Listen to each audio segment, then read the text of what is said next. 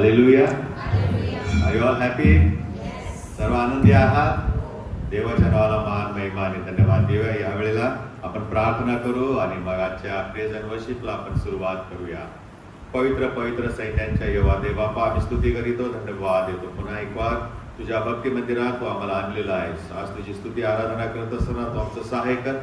आम्हाला प्रभू देवा आनंद दे आणि प्रभू आम्ही हा आनंद निर्माण करावा आणि तुझ्यामध्ये आम्ही तुझं गौरव करावं यासाठी तू आम्हाला सहाय्य कर. सर्व सैतानी शक्ती, दुष्ट विचार, युक्त्या कुयुक्त्या आमच्यापासून दूर ठेव. जैगिक चिंता आमच्यापासून दूर ठेव आणि पावित्र्याने युक्त होऊन तुझी स्तुती आराधना करण्यासाठी तू आमचं मुख उघड. येशूच्या नावाने आमेन.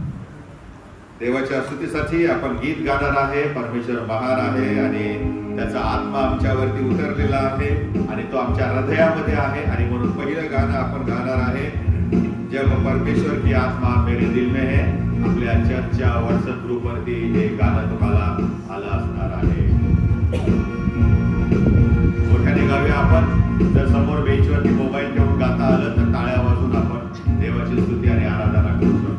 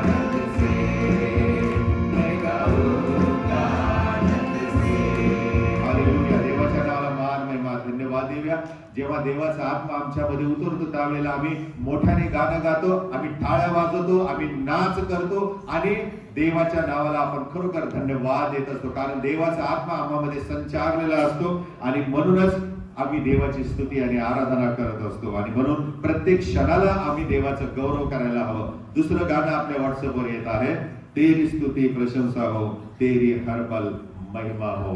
देवाच्या नावाला आपण हे गीत मोठ्याने गाऊन आपल्या सर्वांच्या परिचयाचं आहे, तरी देखील जर आपल्याला येत असेल तर तुम्ही हे वाचून गाऊ शकता.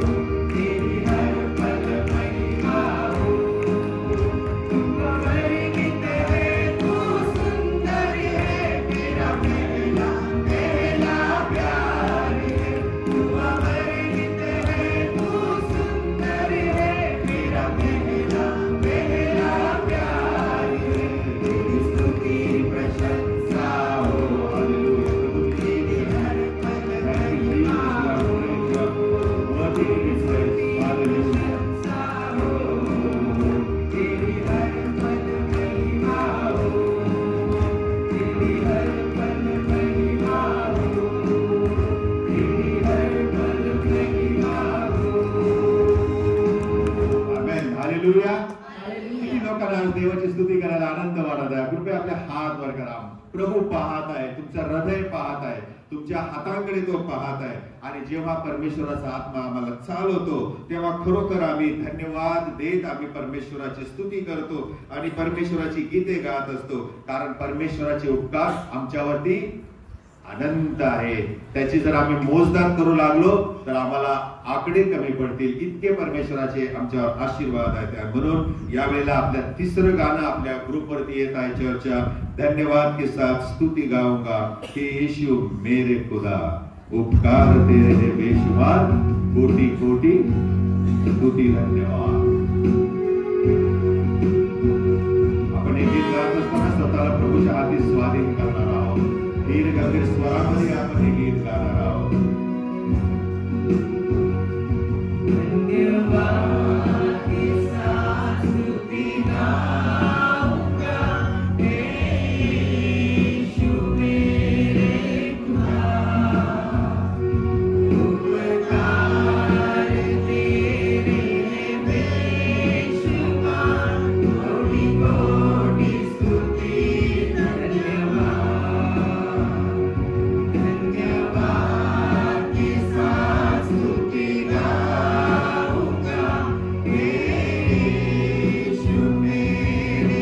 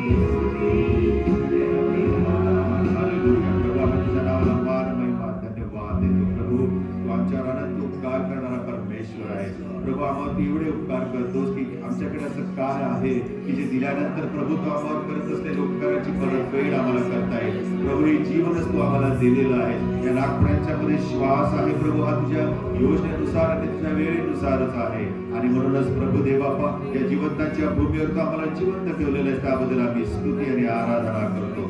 धन्यवाद देतो प्रभू तुझ्या प्रभुदेवबापा अनंत अशा उपकाराबद्दल. प्रत्येक क्षण प्रभुदेवबापा आम्ही तुझी स्तुती आणि आराधनेमध्ये घालवतो. आणि म्हणून प्रभुदेवबापा तू आम्हाला पवित्र आत्म्याने युक्त कर. पवित्र आत्म्याचा अभिषेक प्रभू तू आमच्यावरती कर. सर्व सैतानी शक्ती दुष्ट विचार आमच्यामधून काढून टाक. आज प्रभुदेवबापा तुझ्या मंदिराला आम्ही आलेले असताना, तुझ्या दर्शनाला आम्ही आलेले असताना प्रभू तू आमच्याशी बोल. प्रभू तू आमच्याशी वचनातून बोल. प्रभू प्रत्येक गाण्याच्या द्वारे तू आमच्याशी बोल. आमचे जीवन प्रभू तू बदलून टाकणारा परमेश्वर आहेस. आणि म्हणूनच प्रभुदेव पाचचा दिवस हा प्रभुदेवबापा आमच्यासाठी आहे. या दिवसामध्ये प्रभू आम्ही तुझी स्तुती आणि आराधना करावी म्हणून तू आम्हाला कृपा करावं. आता हे प्रभू तू आमचा ताबा घे. तारणार आमचा महान प्रवेश ख्रिस्त याच्या द्वारे. आमेन. हालेलुया. आणि बसावे. त्यांच्या येवा दे बापा आम्ही तुझी स्तुती करतो, आराधना करीतो. तू आम्हाला पुन्हा एक वार तुझ्या उपासना मंदिरामध्ये तुझं वचन ऐकण्यासाठी जी वेळ दिलेली आहेस प्रभू, तुझ्या वचनात तुम्ही बोलत असताना माझ्या मनचे विचार तुमचे शब्द तुला मान्य असो आणि जे आम्ही सर्व तुझ्या पवित्र आत्म्याने युक्त होऊन तुझं वचन ग्रहण करण्यासाठी त्याकडे कान लावत असताना अंतचक्षु प्रभू आमचे उघडे ठेवण्यास मदत कर, येशूच्या नावाने. आमेन. आजचा जो विषय आहे तो फार महत्वाचा आहे, ध्येयपूर्ण जीवन. आमच्या जीवनाला काही महत्व असावं, आमच्या जीवनामध्ये काही ध्येय असावं ही परमेश्वराची इच्छा आहे. आणि त्यासाठी आमच्या मनाची तयारी असणं फार गरजेचं आहे. त्यामध्ये काही गोष्टी आम्हाला करायच्या आहेत. प्रभू येशू ख्रिस्ताच्या द्वारे जर आमच्या जीवनाला महत्व पाहिजे असेल, जर आमचं जीवन अर्थभरित पाहिजे असेल, जर आमच्या जीवनामध्ये काही उद्देश हवा असेल किंवा ध्येय हवा असेल आणि ते पूर्ण करायचं असेल तर त्यासाठी आम्हाला काही गोष्टी करायच्या आहेत. आणि त्या म्हणजे आम्हाला त्यागमय मनोवृत्ती धारण करायची आहे. जे दुःख आमच्या वाट्याला येतं ते स्वीकारण्याची आमची तयारी असली पाहिजे. समर्पण स्वतःच प्रभूला करण्याची इच्छा असली पाहिजे आणि सेवा करण्याचं मन असलं पाहिजे. तर आमच्या जीवनाला अर्थ आहे. नाहीतर जशी इतर माणसं जन्माला येतात आणि या जगाचा निरोप घेऊन निघून जातात तशा प्रकारे आमचं जीवन होईल. कधी कधी आम्हाला हे चारही मुद्दे नकोसे वाटतात. नाही हे फार कठीण आहे, त्याग करायचा, दुःख सहन करायचं, मीच का करायचं, मीच का त्याग करायचा वगैरे वगैरे अनेक प्रश्न आमच्या मनामध्ये येतात. मग मी समर्पण केल्यावर माझं कसं होईल, माझ्या आवडीच्या गोष्टी त्यांचं काय करायचं, अशा अनेक गोष्टी आमच्या मनामध्ये येतात. आणि मग सेवा करत असताना कोणाला आवडते, कोणाला आवडत नाही, कोणाला रुचतं, कोणाला नाही रुचत, मग मी कशी सेवा करू, असे असंख्य प्रश्न या चारही मुद्द्यांच्या मध्ये येत असतात. आणि त्यामुळे अनेक लोक यातील काही मुद्दे आपल्या जीवनामध्ये अंमलात आणत नाहीत. परंतु देवाच्या दृष्टीने जर हे चारही मुद्दे आम्ही अंमलात आणले तरच आमच्या जीवनाला अर्थ आहे. Our life does matter if we apply these 4 stages in our lives. एक उदाहरण सांगतो. मला असं वाटतं 2001 मध्ये एक चित्रपट आला होता पर्ल हार्बर म्हणून. आणि या चित्रपटामध्ये 2 मित्रांची अद्भुत कथा वर्णन केलेली आहे. आणि त्या 2 मित्रांचं नाव आहे राफ. आता जरा माझा उच्चार प्रोनाउन्सिएशन वेगळा असेल परंतु त्याचं स्पेलिंग आहे RAFE. ते रेफ म्हणायचं का राफे म्हणायचं काही असो. राफ आणि डॅनी हे 2 आहेत. आणि हे दोघेही असं म्हटलेलं आहे की पर्ल हार्बर यावरती जो जीव घेणा हल्ला झाला त्या हल्ल्यामधून बचावले आणि बचावल्यानंतर त्यांची नेमणूक दुसऱ्या महायुद्धामध्ये फायटर पायलट म्हणून केली. काय म्हणून केली? Fighter pilot. पायलट म्हणजे वैमानिक.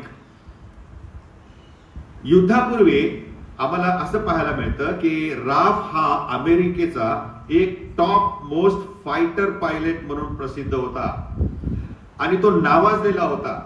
जेव्हा अमेरिकेने युद्धामध्ये भाग घेण्याचा, दुसऱ्या महायुद्धामध्ये भाग घेण्याचा विचार लांबणीवर टाकला, मग त्या मधल्या काळामध्ये राफने असा विचार केला की का नाही हा मधल्या काळाचा उपयोग मी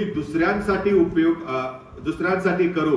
आणि म्हणून मग राफने काय केलं की जर्मनी विरुद्ध लढणाऱ्या ब्रिटिशांच्या सैन्याला तो स्वयंस्फूर्तीने मदत करायला निघाला. तिथे तो पोहोचला आणि मग ब्रिटिशांच्या त्या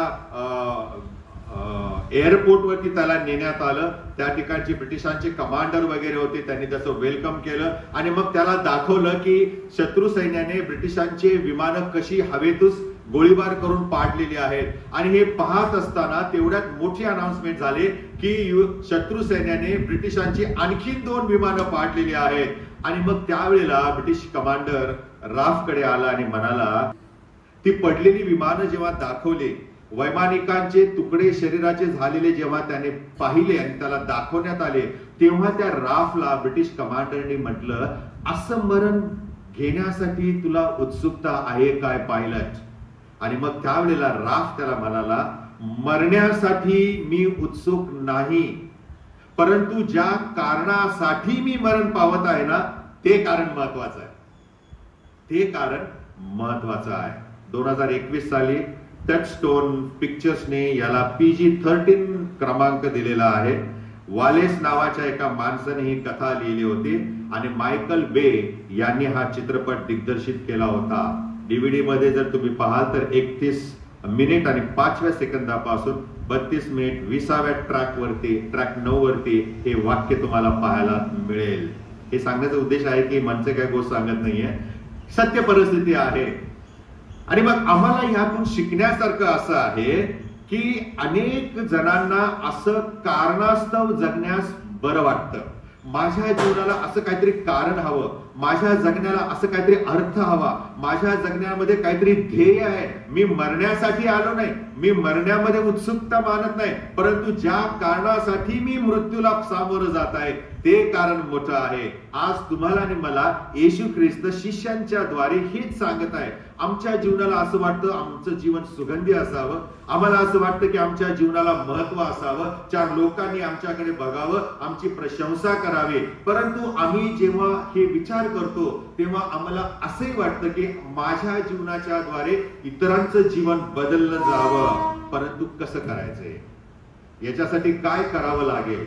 आणि मग येशू ख्रिस्त आम्हाला त्याच्या वचनामध्ये ही गोष्ट शिकवतो. पहा बरं, आपल्याकडे सगळ्यांकडे बायबल आहे. मार्काचं शुभवर्तमान 10 वाजा उघडच ठेवा. संपूर्ण उपदेशामध्ये आपण या शास्त्रपाठातील वचन वाचणार आहे.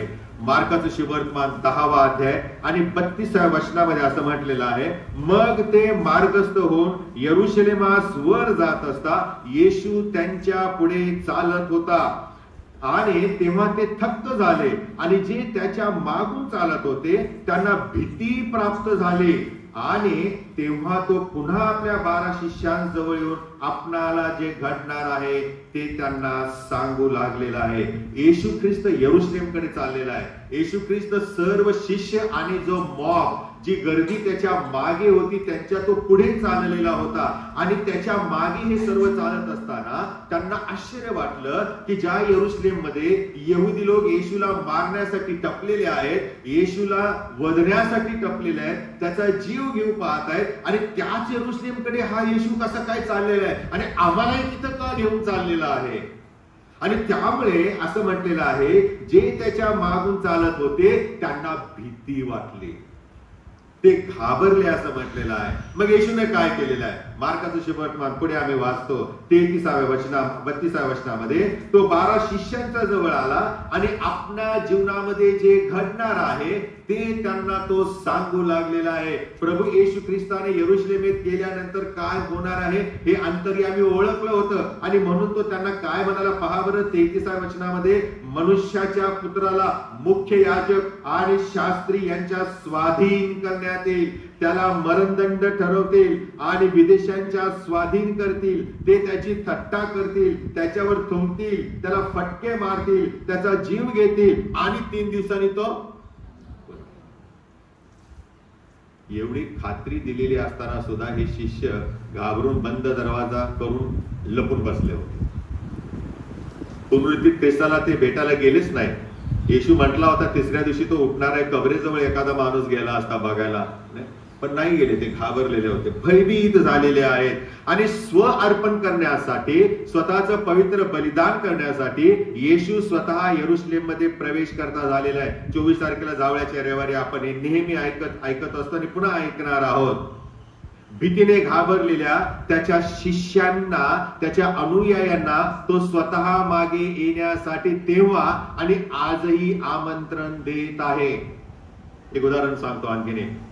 मिलिटरीमध्ये, सैन्यामध्ये स्काय पायलट नावाचा एक ऑफिसर असतो बरं का.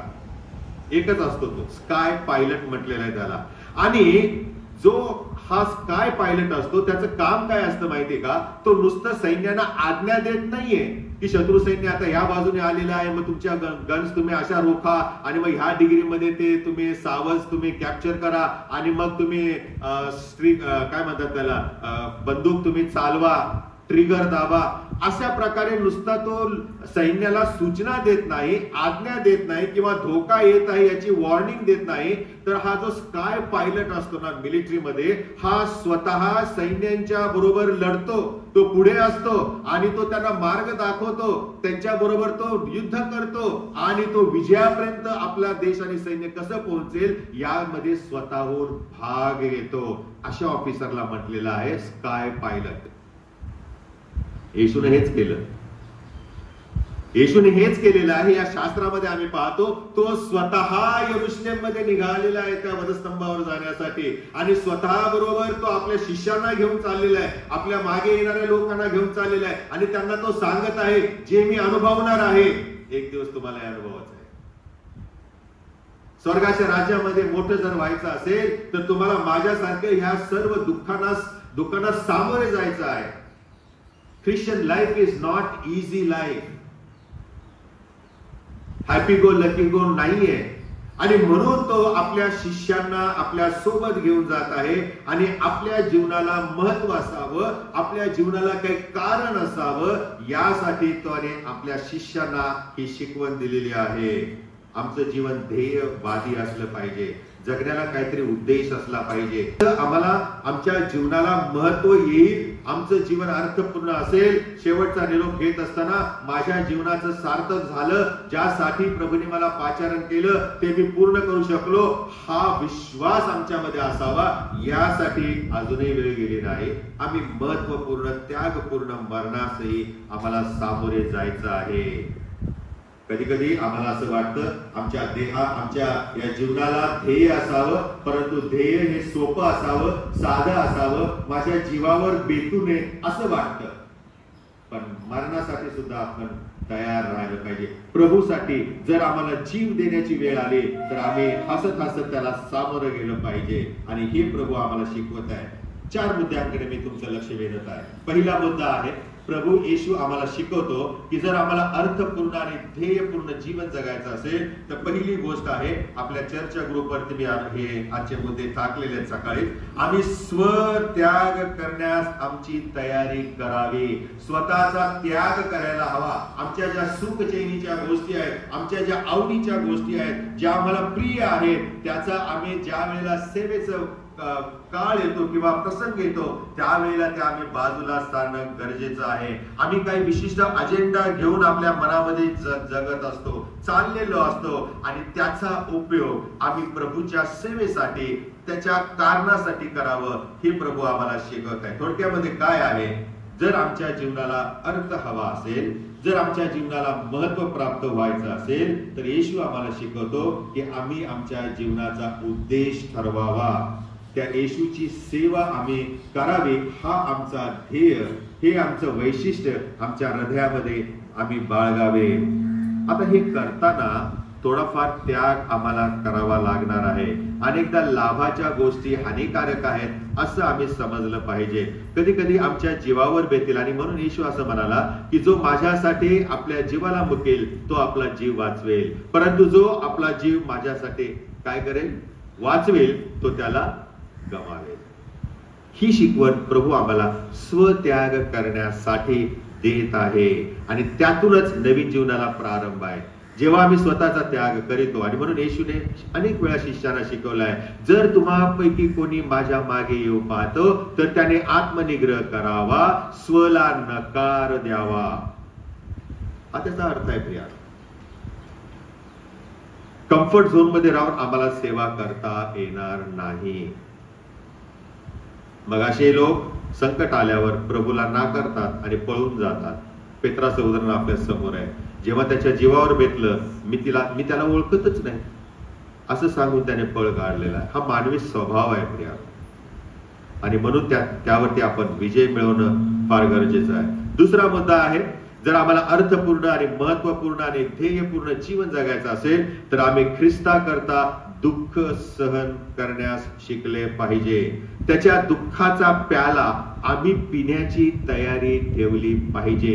वधस्तंभावरती प्रभू श्री ख्रिस्त मरण पावला, त्याच्या त्या 7 वाक्यांचं वैशिष्ट्य आपण दरवर्षी गुड फ्रायडेला उत्तम शुक्रवारच्या दिवशी ऐकत असतो.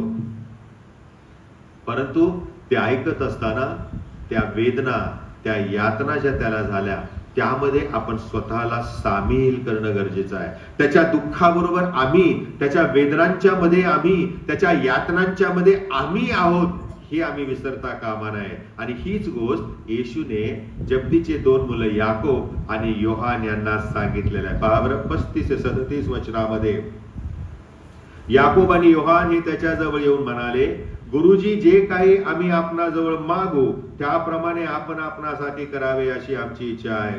तो त्यांना म्हणाला, मी तुम्हासाठी काय करावे म्हणून तुमच्या मनात आहे. जो स्वतःच्या मृत्यूबद्दल शिष्यांना अगोदरच बोलला की यरुशलेमेत गेल्यावर काय होणार आहे, त्या येशूने यांच्या मनात काय चालले हे ओळखलं नसेल का?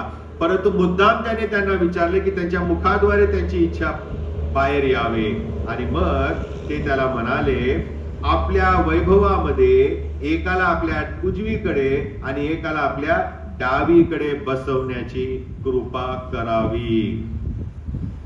या दोघांना प्रभूच्या राज्यामध्ये मोठी पद पाहिजे होते, मोठे स्थान पाहिजे होते. आणि ते कुठं पाहिजे होतं? येशूच्या वैभवामध्ये. एकाला उजवीकडे आणि एकाला डावीकडे. बाकीच्या 10 जणांनी कुठे जायचं? कधी कधी आम्ही स्वतःच्या स्वार्थासाठी इतरांचा विचारच करत नाही. येशू सोबत राहून देखील त्याच्या शिष्य वर्गामध्ये अशी स्वार्थी माणसं होती. त्यांचं लक्ष येशूच्या सेवेकडे नव्हते, परंतु येशू पुढे राजा म्हणून आल्यानंतर मला कुठं स्थान मिळेल याच्याकडे त्यांचं लक्ष होतं. आणि फार दुःखाची बाब आहे. कधी कधी आमच्या जीवनामध्ये आम्ही अधिकार गाजवण्यासाठी, सत्ता आपल्या हातामध्ये असावं यासाठी, दुसऱ्यांचं जीवन बेचिराग करण्यासाठी मागे पुढे पाहत नाही. त्यांचं शिक्षण, त्यांचा अनुभव, त्यांचं जीवन याचा आम्ही विचार करत नाही. फक्त एकच ध्येय असतं, मला कसा अधिकार मिळेल, मला कसं पद मिळेल, मला कसं ते स्थान मिळेल. राजकारण यालाच तर म्हणतात. आणि हे शिष्य वर्गामध्ये पण चालू झालेलं होतं. आणि म्हणून त्याने मुद्दाम त्यांना विचारलेलं आहे, मी काय करावं असं तुमच्या मनात आहे. म्हणजे हे दोघेही बोलतील तेव्हा बाकीच्या 10 जणांना पण कळावं की ह्यांच्या मनात काय चाललंय. पण दुःखाची बाब काय माहितीये का? त्या दोघांच्या मनात जे चाललं होतं ना, हे 10 जणांच्याही मनात चाललं होतं. पहा पुढे काय लिहिलेलं आहे. काय म्हटलंय? 38 वचन वाचा बरं मोठ्याने.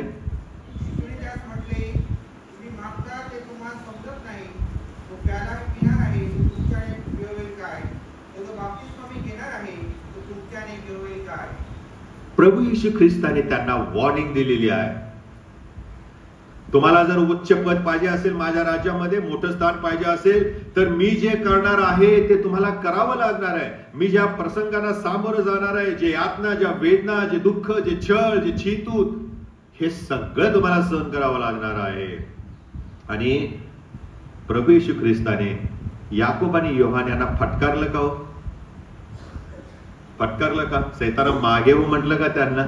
नाही. प्रत्येक मनुष्याचा हा मानवी स्वभाव असतो. अरे आम्ही जिथे काम करतो तिथे वरच्या पदाला जाण्यासाठी आम्हाला इच्छा नसते का?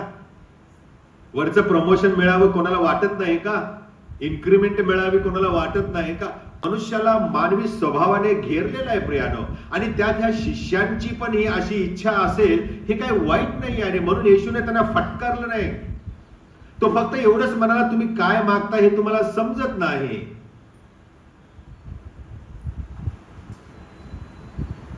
आणि प्रभू येशू ख्रिस्ताने पुढे त्या वचनामध्ये त्यांना सांगितलेलं आहे की ज्या स्थळी तुम्ही जाऊ इच्छिता त्यासाठी मोठी किंमत तुम्हाला द्यावी लागणार आहे, तुमच्या जीवावर बेतणार आहे.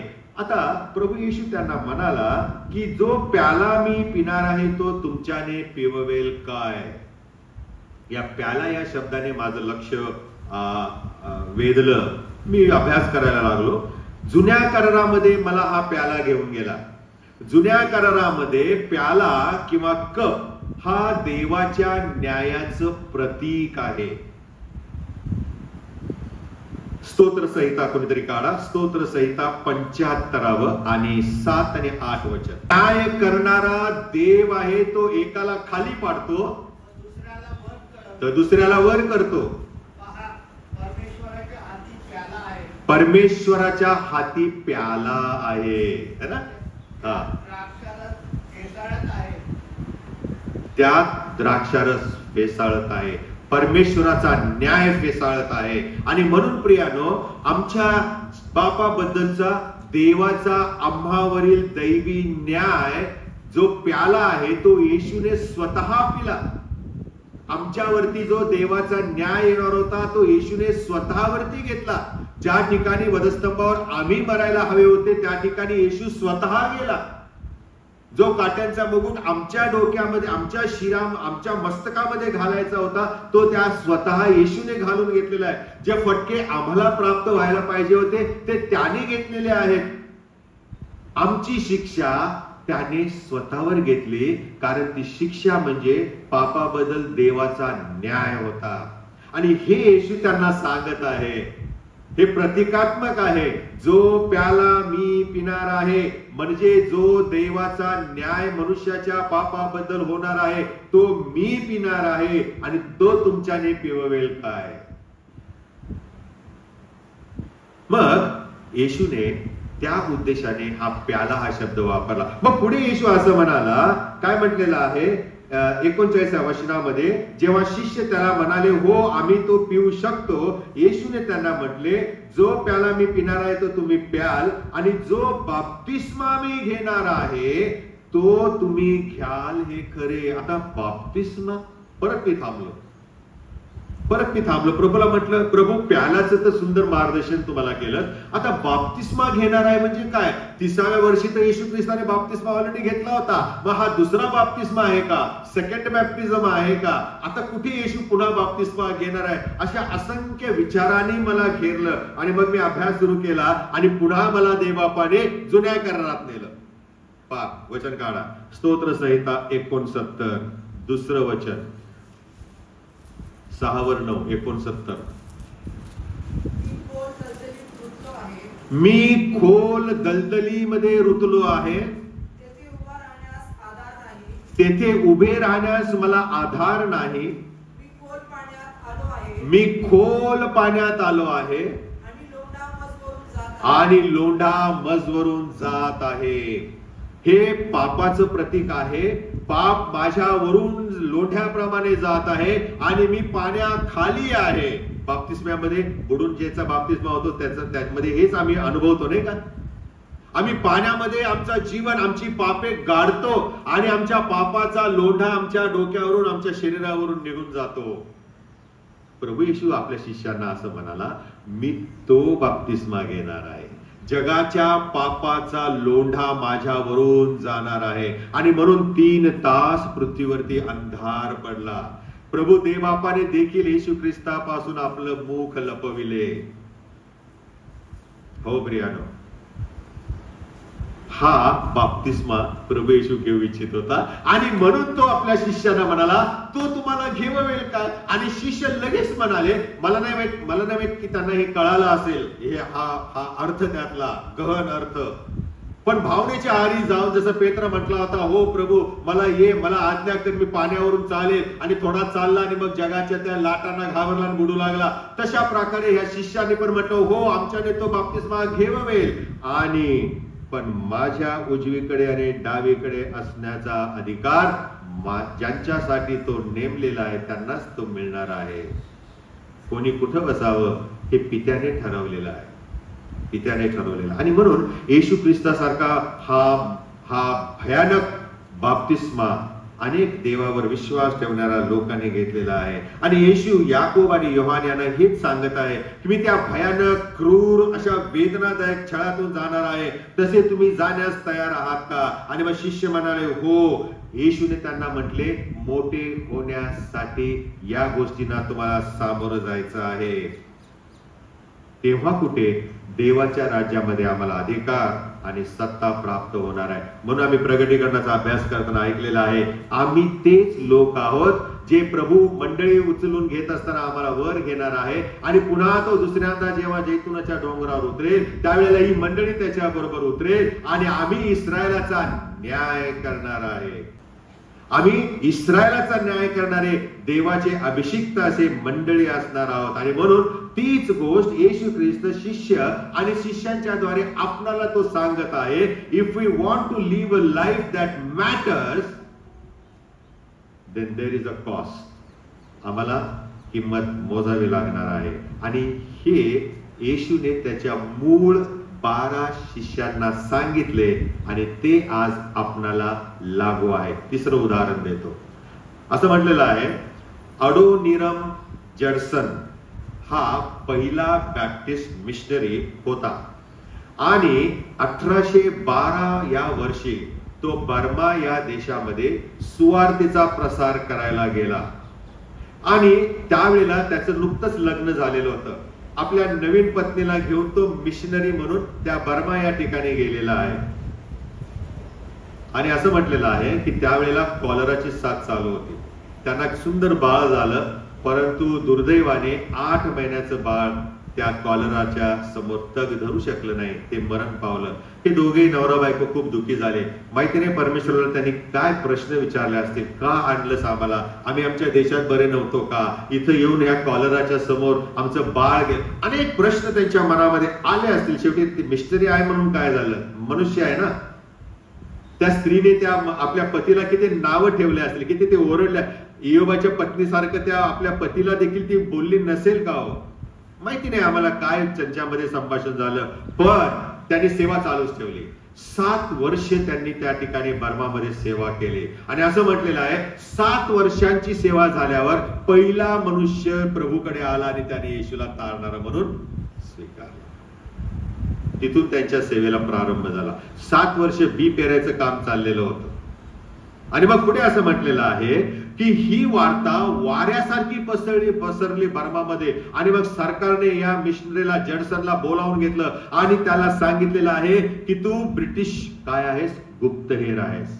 काय आहेस, ब्रिटिश गुप्तहेर आहेस. आणि मग असं म्हटलेलं आहे, ब्रिटिश गुप्तहेर आहे या गुन्ह्याखाली त्याला 21 महिन्यांची कैद झाली.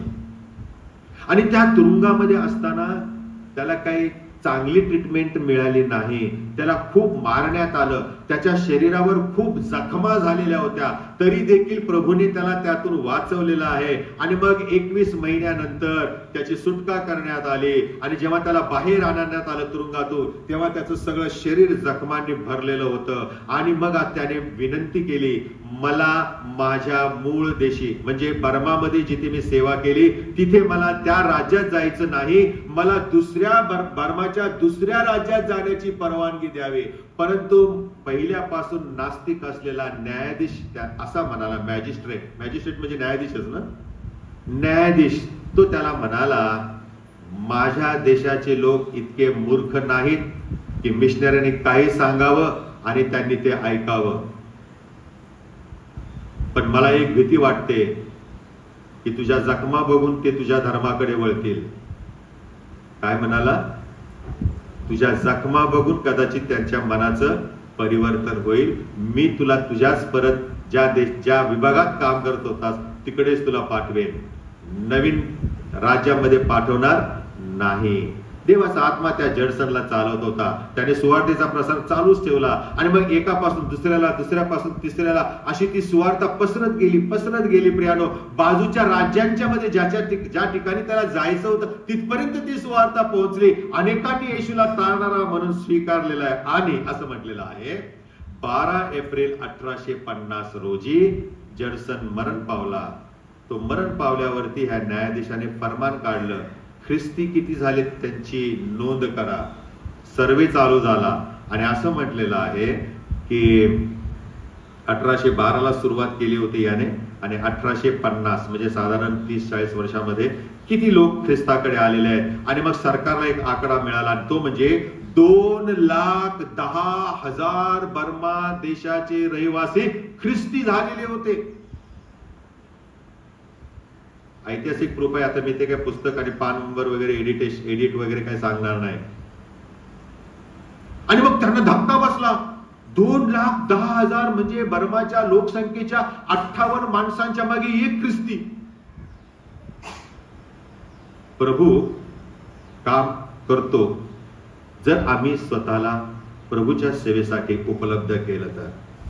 त्याच्या जखमांनीच प्रभूची सुवार्ता आणखीन पुढे नेलेली आहे. जेव्हा आम्ही आमच्या जीवनातील अनुभवांच्या द्वारे बोलतो त्यावेळेला सुवार्ता आमची क्रियाशील होते, ऍक्टिव्ह होते आणि ती समोरच्या मनुष्याच्या जीवनामध्ये शिरते आणि त्याच्या जीवनामध्ये देवाचं काम होतं आणि तो प्रभूकडे वळतो. प्रियानो, बोलण्यापेक्षा आमच्या साक्षीमधून आम्ही अनेकांना प्रभूकडे आणू शकतो आणि यालाच म्हणतात ध्येयपूर्ण जीवन जगणं, महत्वपूर्ण जीवन जगणं.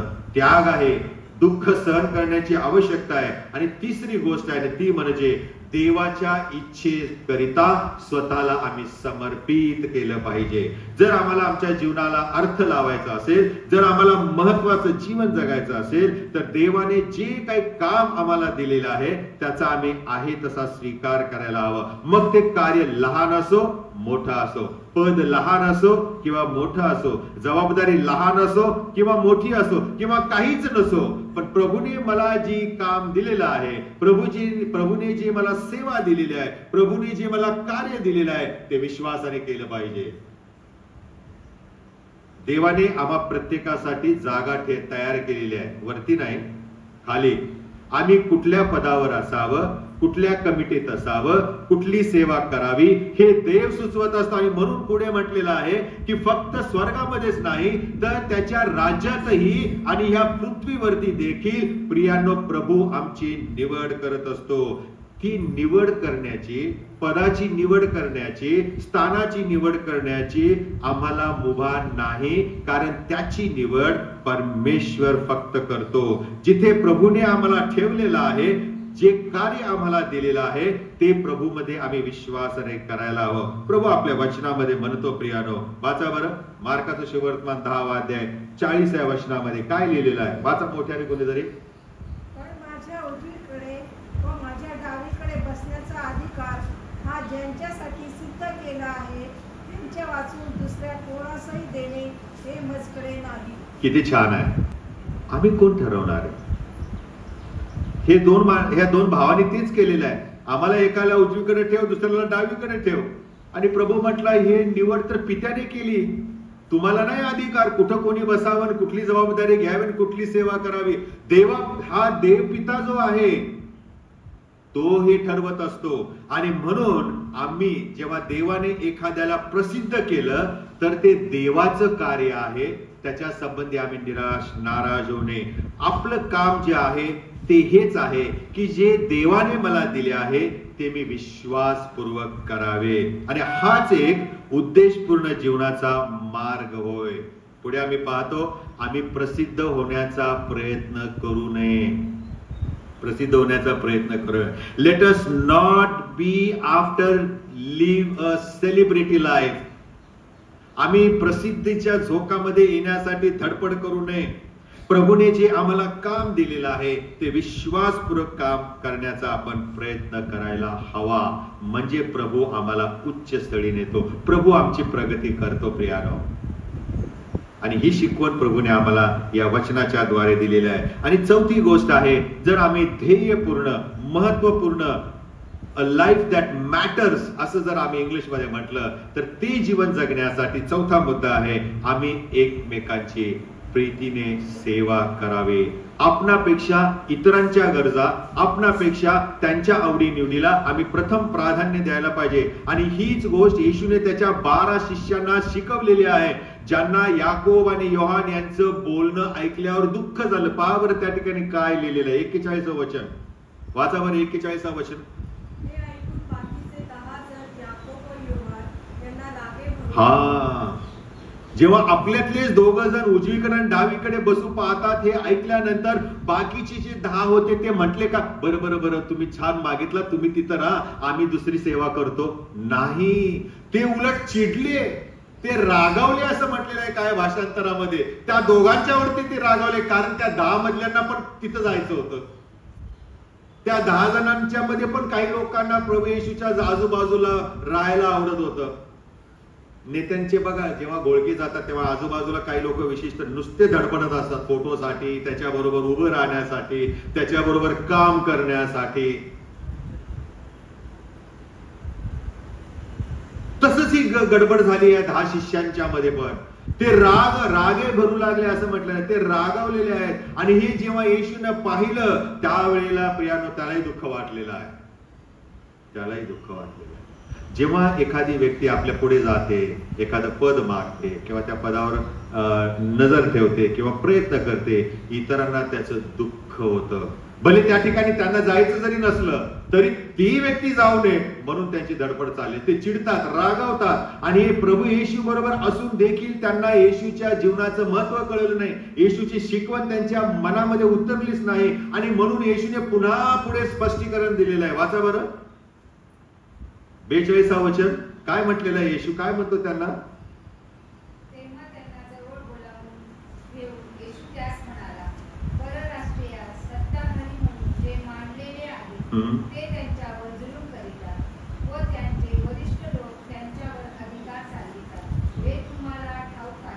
परराष्ट्रीय लोकांच्या मध्ये हे एकमेकांच्या मध्ये चुरस असते.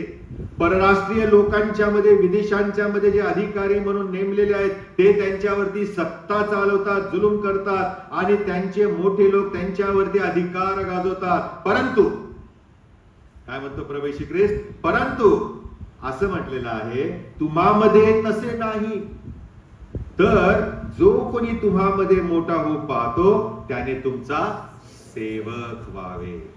मूळ भाषेमध्ये सेवक याला वेटर म्हटले. काय म्हटले, वेटर. आवडतं का तुम्हाला, आवडेल का आपल्याला वेटर व्हायला. कधी कधी आमच्या घरामध्ये पण जेवल्यावर टेबल पुसायचं म्हणजे आपल्याला कसं तरी वाटतं, नको नको ते काम माझं नाही, ते पुसेल आई, मम्मी पुसेल, नाही तर भाऊ पुसेल, नाही तर मोठी बहीण असेल तर. आमच्या जीवनामध्ये वेटर म्हटल्यानंतर, हॉटेलमध्ये गेल्यानंतर पण त्या वेटरची जी कामाची पद्धत असते ती पद्धत जर पाहिली आपण तर अशा प्रकारे प्रभूने आम्हाला वेटर होण्यासाठी लोकांच्यासाठी नेमलेलं आहे. प्रियानो, सेवक पण आम्ही धारण करावं असं प्रभू येशू ख्रिस्त शिष्यांना शिकवत आहे. तुमच्यामध्ये जर कोणी मोठा होऊ पाहते तर त्याने तुमचा सेवक व्हावे, एकमेकांचा सेवक व्हावे. आणि जर कोणाला पहिला व्हायचं असेल, सगळ्यांच्या अगोदर पुढे जायचं असेल तर त्याने काय करावे, सर्वांचा, तुमचा नाही, सर्वांचा, लार्ज स्केल मध्ये सर्वांचा दास व्हावे. सेवक आणि दास याच्यामध्ये फरक आहे बरं का. वेटर आणि गुलाम याच्यामध्ये फरक आहे. वेटर आणि स्लेव याच्यामध्ये फरक आहे, जमीन आसमानचा फरक आहे. जर आम्हाला मोठं व्हायचं आहे तर सेवक पण धारण करायचं आहे. जर आम्हाला इतरांच्या पेक्षा पुढे जायचं आहे तर आम्हाला दास व्हायचं आहे, नम्रता धारण करायची आहे. आणि म्हणून प्रियानो, प्रभू येशू आम्हाला हे शिकवतो की जर आम्हाला प्रभूच्या राज्यामध्ये जर मोठं व्हायचं असेल तर प्रभूने आम्हाला त्यागमय जीवन जगण्यासाठी आव्हान केलेलं आहे. दुःख सहन करण्याची आमची तयारी आम्ही ठेवलं पाहिजे. आम्ही स्वतःला प्रभूच्या इच्छेला समर्पित होण्याची तयारी ठेवली पाहिजे आणि प्रेमाने एकमेकांची सेवा केली पाहिजे. तर येशूच्या राज्यामध्ये आम्ही मोठे होतो आणि ह्या देशात जिथे प्रभूने मला ठेवले तिथे प्रभू आम्हाला उच्च स्थळी नेतो. आमची निवड करणारा देव आहे, कोणी माणूस नाही. मोशेचं उदाहरण आपण मगाशी वाचलं नाही का. जुन्या करारामधून वाचलं, गणनाच्या पुस्तकामध्ये आपल्या बहिणीने वाचलं आपल्यासाठी. हो प्रियानो, प्रभू आम्हाला उच्चस्थळी नेतो आणि त्या ठिकाणी प्रभूने नेल्यावर आम्ही प्रभूच्या गौरवासाठी करावं. जर आमच्या जीवनाला काही महत्व हवं असेल, जर आम्ही आमच्या आयुष्याचं सार्थक करायचं असेल, मरत असताना जर आम्ही मागे वळून पाहिलं तर इतके वर्ष मी प्रभूने मला दिलेलं काम केलेलं आहे, याचं समाधान जर मिळवायचं असेल तर प्रभूने अजूनही आम्हाला वेळ दिलेली आहे. अजूनही हे 4 पिलर्स जे आहेत, यशस्वी आणि महत्वपूर्ण ध्येयपूर्ण जीवन जगण्याचे, ते म्हणजे त्यागमय जीवन, दुःख सहन करण्याचं जीवन आणि इतरांची सेवा करून समर्पित जीवन जर आम्ही करण्याची इच्छा धरू तर निश्चितच आमच्या जीवनाला अर्थ प्राप्त होईल. आमचं जीवन पाहून इतरांचं तारण होईल, ते प्रभूला आपल्या जीवनामध्ये स्वीकारतील. आपण प्रार्थना करूया. पवित्र पवित्र सैन्यांच्या यहोवा देव बाप्पा, आम्ही तुझी स्तुती करीतो, तुझ्या नावाला मान महिमा आणि धन्यवाद देतो. प्रभू तू महान परमेश्वर आहेस. खरोखर प्रभुदेव बाप्पा, तू आम्हाला बोलावलंस, तुझ्या सेवेसाठी बोलावलंस. अनेक लोकांना प्रभू तू श्रेष्ठ केलेला आहेस. अनेकांना प्रभू तू अनेक वेगवेगळ्या सेवा दिलेल्या आहेत आणि म्हणून प्रभुदेव बाप्पा, आम्ही प्रतिष्ठा मिरवू नये, आम्ही त्यामध्ये तृप्त राहू नये. तर प्रभुदेव बाप्पा, आम्ही तुझ्या सेवेमध्ये तुझे आम्हाला कार्य दिलेलं आहे, तुझी आम्हाला नोकरी दिलेली आहे, तुझे आम्हाला काम दिलेलं आहे, त्या प्रत्येक गोष्टीमध्ये विश्वासाने ते काम करावे म्हणून तो आम्हाला सहाय्य कर. प्रभू, तुझी ही सेवा करत असताना, तुझं काम करत असताना प्रभू, जगाच्या दृष्टिकोनातून आम्ही मूर्ख ठरू, जगाच्या दृष्टिकोनातून आम्ही अशक्त ठरू, जगाच्या दृष्टिकोनातून आम्ही अप्रतिष्ठित ठरवले जाऊ. आम्ही भुकेले, तहानेले आणि उघडे असतो. आम्हाला टोमणे खावे लागतील. आम्हाला कदाचित परमेश्वर पित्या हाताने काम करून श्रम करत असताना त्रास होईल, आमची निर्भर्त्सना होईल, पण अशा वेळेला आम्ही आशीर्वाद द्यावा. छळणूक होत असताना आम्ही ती सहन करावी. निंदा होत असताना आम्ही प्रभुदेव बाप्पा मनधरणी करीतो. जगाचा गाळ आणि सर्वांची खरवड असे प्रभू परिस्थिती आमच्या जीवनामध्ये येते. त्या प्रत्येक वेळेला आम्ही तुझवरती विश्वासून राहू. जे काम तू आम्हाला केलेलं आहेस ते काम करत प्रभू विश्वासाने जीवन जगण्यासाठी, या जीवनाचं सार्थक करण्यासाठी तू आम्हाला आज कृपा करव. ध्येय बाळगून मनी आम्ही जीवन जगावे म्हणून तो आम्हाला मार्गदर्शन कर. तारणार आमचा प्रभू येशू ख्रिस्त याच्याद्वारे. आमेन.